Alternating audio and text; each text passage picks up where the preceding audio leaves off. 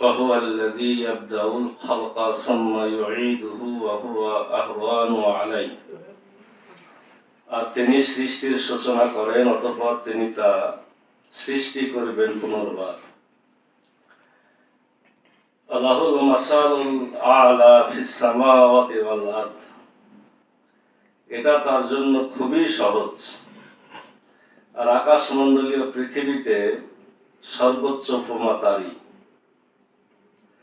ওয়াহুয়াল আজিজুল হাকিম, আর তিনি মহাপ্রতাপশালী ও প্রজ্ঞাময়।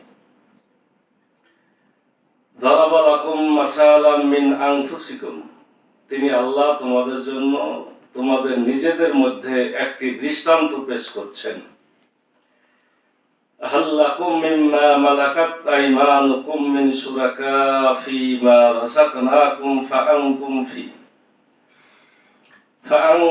ফীহি সাওয়াউন তাখাফুনাহুম কাখীফাতিকুম আনফুসাকুম।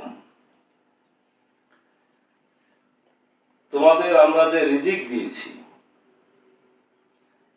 তোমাদের ডান হাতের মাধ্যমে অধিকারভুক্ত হওয়ারা অর্থাৎ যুদ্ধ বন্দীরা কি তাতে তোমাদের সমান অংশীদার? তোমরা কি তাদেরকে সেরূপ ভয় করো যেরূপ তোমরা পরস্পরকে ভয় করো? কাযালিকা নুফাসসিলুল আয়াতি লিকাওমিন ইয়াকিলুন, এভাবে আমরা আকল ব্যবহারকারী লোকদের নিকট নিদর্শনাবলী ব্যাখ্যা করি। বালিত্তাবাআল্লাযীনা যালামু আহওয়াহুম বিগায়রি ইলম, বরং জালেমরা অজ্ঞতাবশত তাদের খেয়াল খুশির অনুসরণ করে। ফামান ইয়াহদি মান আদাল্লাল্লাহ, সুতরাং আল্লাহ যাকে পথভ্রষ্ট করেন কে তাকে সঠিক পথে পরিচালিত করবে? ওয়া লাহুম মিন নাসিরিন, আর তাদের কোনো সাহায্যকারী নেই। ফাকিম ওয়াজহাকা লিদ-দীন হানিফা, অতএব তুমি একনিষ্ঠ হয়ে নিজেকে ইসলামী জীবন ব্যবস্থার উপর প্রতিষ্ঠিত করো।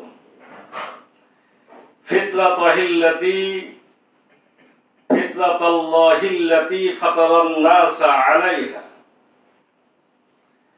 আল্লাহর প্রকৃতি, যে প্রকৃতির উপর সামঞ্জস্যশীল তিনি মানুষকে সৃষ্টি করেছেন। আল্লাহর সৃষ্টিতে কোনো পরিবর্তন নেই। যালিকা দীনুল কাইয়্যিম, এটাই সঠিক দিন।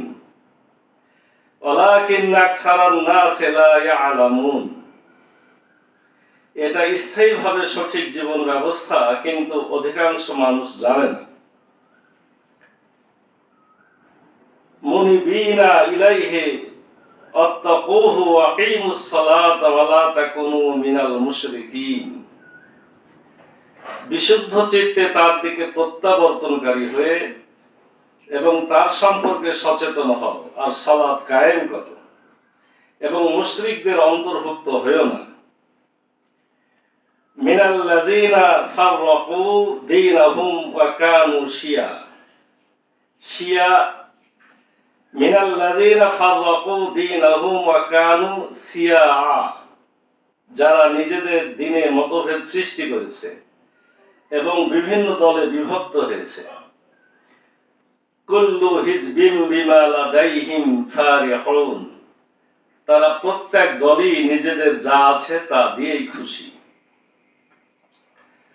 আমরা আজকে সূরা রুমের 27 থেকে 32 কয়েকটি আয়াত তেলাওয়াত করেছি এবং সহজ সরল ভাবে অর্থ পেশ করার চেষ্টা করেছি। আয়াতগুলিতে আল্লাহর তাওহীদ, আল্লাহর একত্ববাদের কথা এবং সেই সাথে আমাদের বর্তমান অবস্থা, মুসলমানদের অবস্থা, মানুষের কি অবস্থা, সেগুলা বিভিন্ন উদাহরণ উপমা দিয়ে বুঝিয়ে দেওয়া হয়েছে। প্রথমে আল্লাহ বলছেন তিনি সৃষ্টির সূচনা করেন। আমরা মানুষেরা অনেক কিছু কিন্তু তৈরি করি, কিন্তু আমরা সূচনা করতে পারি না। সূচনা মানে যেটা শুরু। আমরা একটা জিনিসের পরিবর্তন ঘটায় আর এক রকম করতে পারি। জিনিসটা আগে থেকে আছে, সেটার পরিবর্তন ঘটাতে আল্লাহ আমাদের সুযোগ দিয়েছেন। কিন্তু যেটার পরিবর্তন ঘটালাম সে জিনিসটা কে তৈরি করেছে? মানে একটা জিনিস তৈরি করা যে প্রাথমিক উপাদান, সেটাকে আমরা তৈরি করতে পারি, সেটা আল্লাহর কাছ থেকে আমাদের নিতে হয়। আমরা কোন একটা আকার দেখে আর একটা আকার বানাই। প্রথম আকারটা কে বানিয়েছে? সেটা আল্লাহ বানিয়েছে। আল্লাহ সৃষ্টির সূচনা করেন এবং তিনি পুনর্বার আবার সৃষ্টি করবেন, এটা তার জন্য খুবই সহজ। একবার যিনি সৃষ্টি করেছেন তার জন্য সহজ হলো আরেকবার আমাদেরকে তৈরি করা। আর আকাশমণ্ডলীয় পৃথিবীতে সর্বোচ্চ উপমা তারই, এই উদাহরণ শুধু তারই জন্যই প্রযোজ্য। যিনি সূচনা করেছেন তিনি পুনর্বার সৃষ্টি করবেন, এই উপমা আর কাউকে রব্বুল আলামিন দেন না, এটা শুধুমাত্র তারই প্রাপ্য। তিনি মহাপ্রতাপশালী আজিজ, মহাপ্রতাপশালী, মহাপরাক্রমশালী, যাকে কেউ পরাজিত করতে পারে না। তিনি সবার উপরে বিজয়ী এবং তিনি হাকিম, প্রজ্ঞাময়। আল্লাহ রাব্বুল আলামিন উদাহরণ দিচ্ছেন, তোমাদের জন্য তোমাদের নিজেদের মধ্যে একটি দৃষ্টান্ত পেশ করছেন। তিনি আল্লাহ তোমাদের জন্য তোমাদের নিজেদের মধ্যে একটি দৃষ্টান্ত পেশ করছেন। তোমাদের আমরা যে রিজিক দিয়েছি, তোমাদের ডান হাতের মাধ্যমে অধিকারভুক্ত হওয়ারা,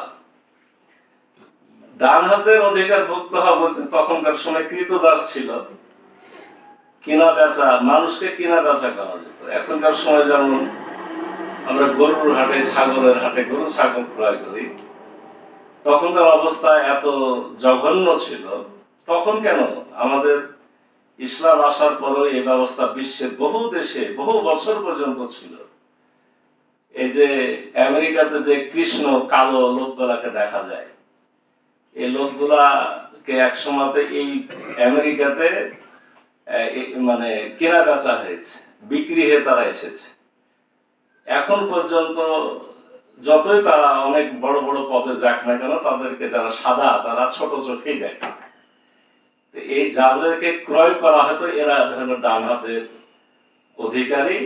আর সেই সাথে আপনার এখানে যেটা বলা হয়েছে সেটা হলো যে যুদ্ধবন্দী, যুদ্ধে এরকম এক এলাকার লোক আর এক এলাকা জয় করলে ওই এলাকার যাদেরকে বন্দী করে নিয়ে আসতো তারা হলো ডান হাতের কামাই, এটা এক ধরনের ইনকাম। তো তারা গোলাম ছিল, তারা চাকর ছিল। আমাদের দেশের মনে করেন যে আপনার বাড়ির যে লোকটা কাজ করে দেয়, আমাদের দেশে যদি গোলাম নাই, বোঝার জন্য এই পর্যায়ে আসতে হবে। আমাদের বাড়ির যে মানুষটা পয়সার বিনিময়ে কাজ করে দিয়ে চলে যায়, সেই মানুষটাকে কি আমরা আমাদের সম্পত্তির অধিকারী মনে করি? না, তাদেরকে দেখে ভয় করি। ভয় বলতে উত্তরাধিকারীকে মানুষ ভয় করে যে আমার এই অংশ তাকে দিয়ে দিতে হবে। তো যারা পয়সার বিনিময়ে বা যারা কৃতদাস, যারা গোলাম, যারা যুদ্ধবন্দী, বন্দী অবস্থায় আপনার হাতে আছে, তারাকে কি ভয় করার কোন সুযোগ আছে? না তারাকে আমার সম্পত্তির সমান ভাগ দরকার আছে নাকি? এই উদাহরণটা রব্বুল আলামিন কেন দিচ্ছেন? আল্লাহ রব্বুল আলামিন উদাহরণ দিচ্ছেন যে মালিকানা তো আমার, আসমান জমিনের মালিক আমি। আসমান জমিনের যদি আমি মালিক হয়ে থাকি, তাহলে তোমরা কেন অন্য কাউকে ভয় করো? অন্য কাউকে কেন আমার সম্পত্তির অধিকারী মনে করো? তোমরা তো আমার গোলাম। আমরা আল্লাহর গোলাম না? মনিব আল্লাহ, গোলাম আমরা, ঠিক না? ঠিক। আল্লাহ যদি মনিব হয় আর আমরা যদি গোলাম হই, আল্লাহর রাজত্ব থেকে আসলে আমাদের অংশীদারিত্ব আছে?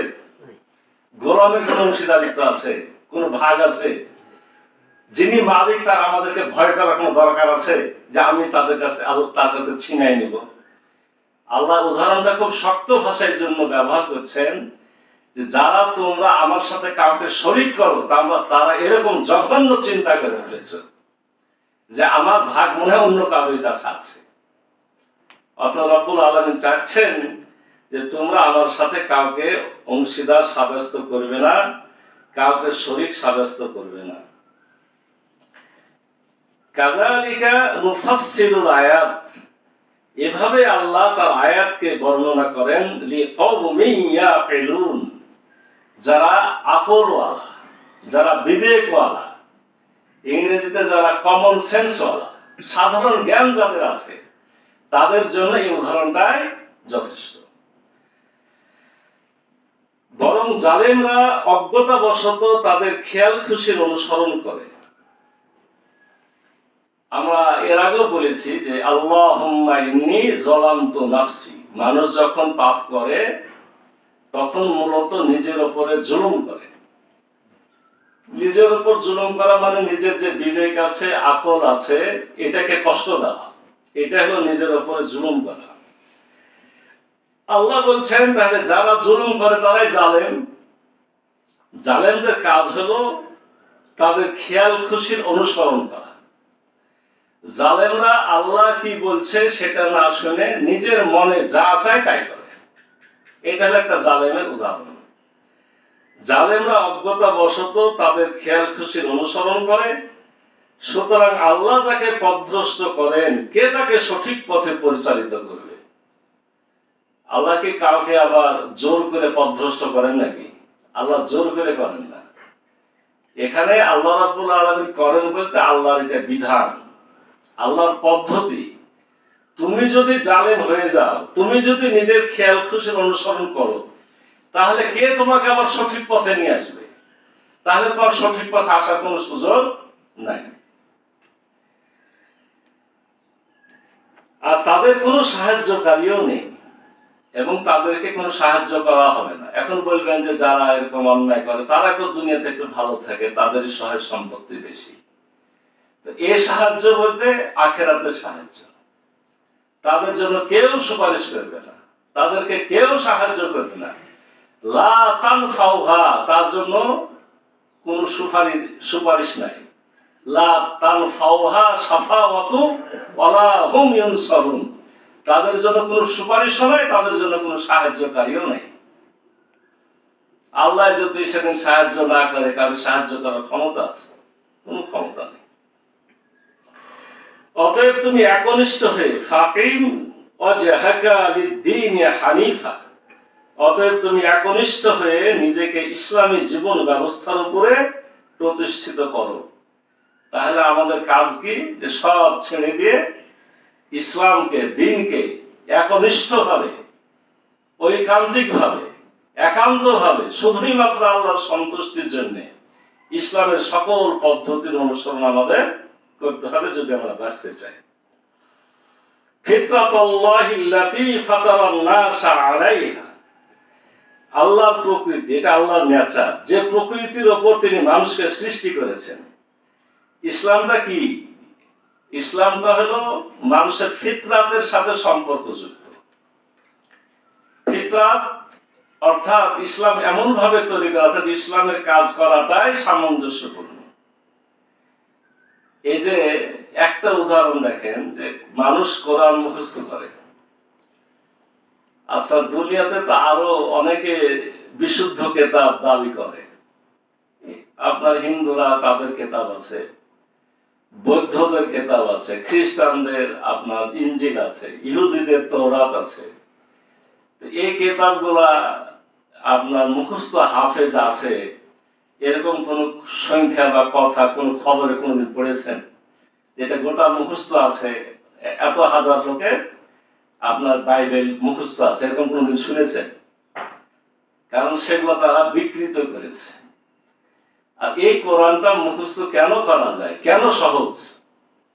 মানে আমার ব্রেন এটাকে মুখস্থ করার মতো ধারণ ক্ষমতায় ব্রেনের মধ্যে আল্লাহ সেট করে দিয়েছেন। এটা হচ্ছে আল্লাহর প্রকৃতি। যেটা ইসলাম সেটাই মানুষের প্রকৃতি। ইসলাম মানাটাই মানুষের জন্য সহজ। ইসলামের পদ্ধতি মানে আপনার চলার স্বাভাবিক প্রকৃতি। এর বাইরে চলাটাই হলো কঠিন, এর বাইরে চলাটাই নিজের উপর জুলুম, এর বাইরে চলাটাই কষ্টকর, এর বাইরে চলাটাই দুনিয়াতে ফিতনা ফাসাদ। তার মানে সবাই যদি ইসলামের স্বাভাবিক প্রকৃতিকে মেনে নিত, তাহলে সবার জন্য গোটা দুনিয়াটা সহজ হয়ে যেত। আল্লাহ রাসূলের হাদিস আছে যে প্রত্যেকটা শিশু ইসলামের উপরে জন্মগ্রহণ করে, পিতা বা মাতা তাকে ইহুদি বা খ্রিস্টান বানায়। এরপর আল্লাহ রাসূল উদাহরণ দিচ্ছেন যে তোমাদের যে মানে উটের বাচ্চা হয়, সে বাচ্চার কি কান কাটা থাকে? তো না, কানকে কেটে দেয়, তোমরা কেটে দাও। তার মানে যেটা স্বাভাবিকভাবে হলো, নষ্ট যেটা করছো, বিকৃত করছো, সেটা তোমরা করছো। ঠিক একইভাবে একজন শিশু ইসলামের উপরে জন্ম নেয়। জন্ম নেওয়ার পর সে যদি স্বাভাবিক রাস্তা দেখতে পেত, সে স্বাভাবিকভাবে ইসলামে চলত। যতটুকু সে নষ্ট হয়, এজন্য তার পিতা মাতা, তার সমাজ দায়ী। ঠিক আমরাও তাই, জন্ম নিয়েছি সঠিকভাবে। ভালো যদি কিছু হয়ে থাকে, ভালো রাস্তা দেখতে পেয়েছি, তাই সঠিক পেয়েছি। নষ্ট যতটুকু হয়েছে, এটা হয়তো আমাদের পরিবেশ দায়ী, আমাদের সমাজ দায়ী। তাহলে ইসলামটা হলো কি? প্রকৃতি। এর বাইরে চলাটাই হলো ব্যতিক্রম, বাইরে চলাটাই জুলুম। আল্লাহ বলছেন যে প্রকৃতির উপর তিনি মানুষকে সৃষ্টি করেছেন, সেটাই হলো তার স্বাভাবিক প্রকৃতি। আল্লাহর দৃষ্টিতে, আল্লাহর সৃষ্টিতে কোনো পরিবর্তন নেই, আল্লাহর সৃষ্টিতে কোনো ভিন্নতা নাই, আল্লাহর নিয়মে কোনো পরিবর্তন নাই। আলা মুবাদদিলা লিকালিমাতিল্লাহ, আল্লাহর নিয়ম একটাই, আল্লাহর স্বাভাবিক নিয়ম একটাই। আল্লাহ যে নিয়মে দুনিয়া সৃষ্টি করেছেন, যেভাবে চালাচ্ছেন, চলছে, একই পদ্ধতিতে চলছে। কিন্তু যত ভিন্নতা তৈরি করেছি আমি, আর সেই পদ্ধতিটা হলো ইসলাম। আল্লাহ যে পদ্ধতিতে আমাদের সৃষ্টি করেছেন, সেই পদ্ধতিটা ইসলাম। কিন্তু এখন কথা হইল, আমরা কি সবাই ইসলামকে মানছি? আমরা মানছি না। আমরা যে মানছি না, তার মানে কি আমরা আমাদের প্রকৃতির বাইরে চলে যাচ্ছি। এজন্য সমাজে এত অশান্তি, এত বিভেদ, এত বিশৃঙ্খলা, এত অন্যায়, রাহাজানি, মানুষের কষ্ট। এই যে সমাজে এত কিছু দুর্নীতি, খারাপ, এর জন্য আমরাই দায়ী। আমরা আমাদের স্বাভাবিক প্রকৃতি ইসলামকে ত্যাগ করার কারণে আমাদের মধ্যে সমস্ত সমস্যাগুলো চলে এসেছে। আল্লাহ বলছেন যালিকা দীনুল কাইয়িম, এটাই সঠিক দিন। এই স্বাভাবিক প্রকৃতিতে চলাটা, এটাই হলো সঠিক দিন। ওয়ালাকিন্না আকসারান নাস লা ইয়ালামুন, এটা সঠিক দিন, কিন্তু অধিকাংশ মানুষ এটা জানে না, এটা বুঝছে না, এটা উপলব্ধি করছে না। আল্লাহ এরপরে বলছেন যে প্রতিষ্ঠিত হয়ে যাও এ কথার উপর, বিশুদ্ধ চিত্তে তার দিকে প্রত্যাবর্তনকারী হয়ে, এবং তার সম্পর্কে সচেতন হও, আর সালাত কায়েম করো।